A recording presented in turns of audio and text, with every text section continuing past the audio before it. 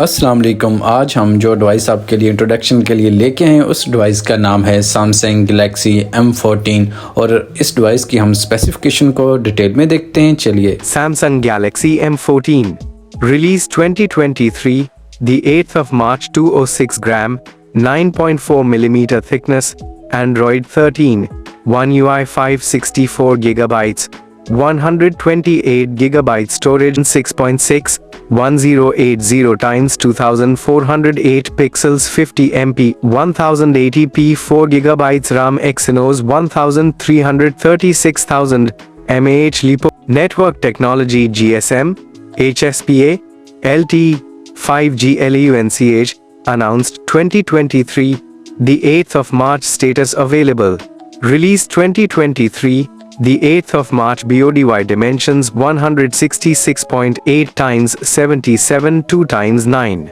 4 mm 6.57 times 304 x 037 in weight 206 grams 7.27 ounces build glass front plastic back plastic frame SIM single SIM nano SIM or dual SIM nano SIM dual standby display type please LCD 90 Hz size 6.6 inches 104.9 square centimeter approximately 81.5% screen to body ratio resolution 1080 times 2408 pixels 29 ratio approximately 400 ppi density platform OS Android 13 One UI 5 chipset Exynos 1330 5nm CPU octa-core 2 times 2.4 GHz Cortex-A78 and 6 times 2.0 GHz Cortex-A55 GPU Mali G68 MP2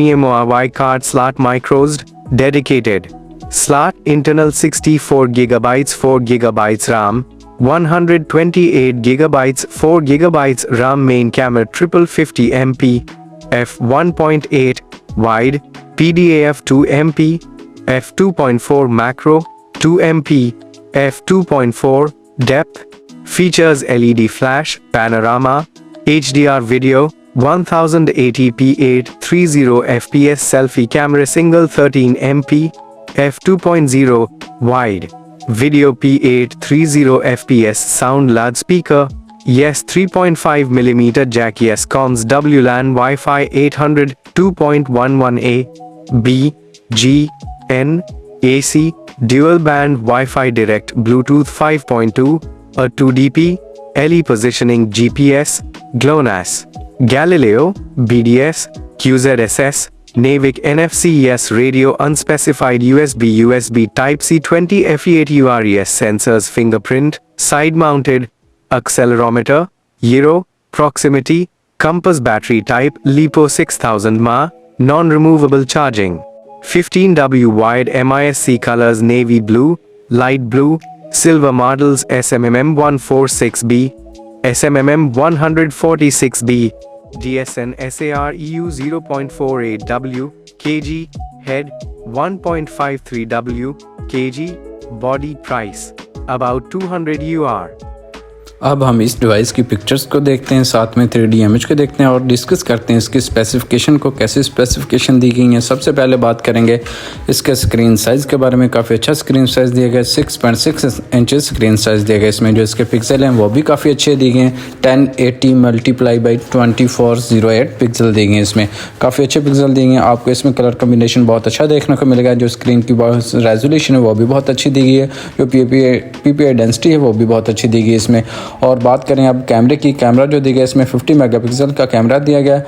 और अगर आप इस कैमरे से एक picture बनाते हैं day light में आपको बहुत अच्छी पिक्चर देखने को मिलेगी, एक अच्छा रिजल्ट मिलेगा और कलर कम्बिनेशन भी ब्राइट मिलेंगे और कलर कम्बिनेशन भी देखने को बहुत अच्छा मिलेगा और अच्छी वीडियोज़ और पिक्चर्स बना सकते हैं इस कैमरे से। आपको रिजल्ट देखने को काफ़ी अच्छा मिलेगा। अगर नाइट मोड की बात करें तो नाइट मोड में आपको इतना अच्छा रिजल्ट नहीं मिलेगा, आपको थोड़े कलर्स डार्क मिलेंगे और कलर्स में इतनी क्लैरिटी नहीं होगी।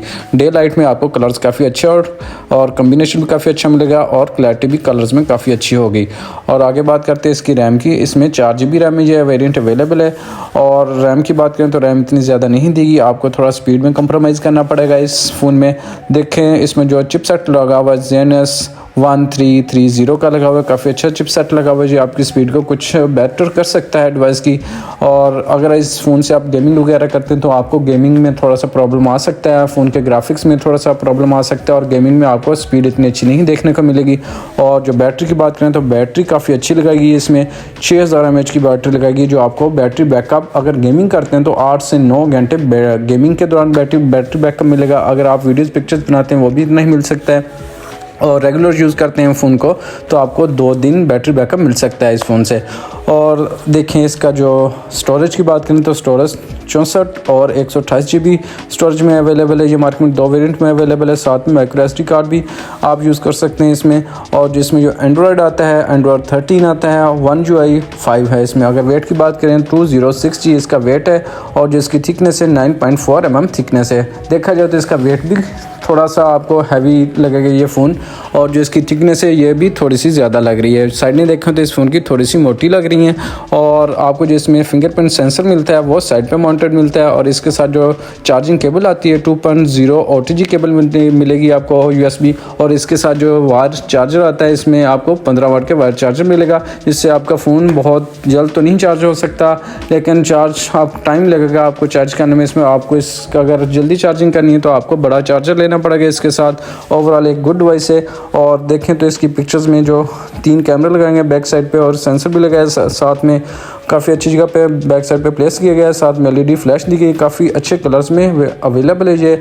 और देखें तो ओवरऑल गुड डिवाइस है और काफ़ी अच्छा डिज़ाइन है। पीछे सैमसंग की ब्रांडिंग भी की गई है इसमें। और कैमरे के जो काफ़ी स्टाइलिश अंदाज में बैक साइड पे कैमरे लगाए गए हैं, जो इसके बैक का कलर और साइडों का कलर वो सेम मिलेगा आपको, कुछ कलर्स में सेम नहीं मिलेगा, लेकिन ओवरऑल गुड डिवाइस है। अल्लाह हाफिज़। आप हमारे चैनल को सब्सक्राइब करना ना भूलिएगा। हमारे चैनल का नाम है गैजेट टेक रिव्यूज़।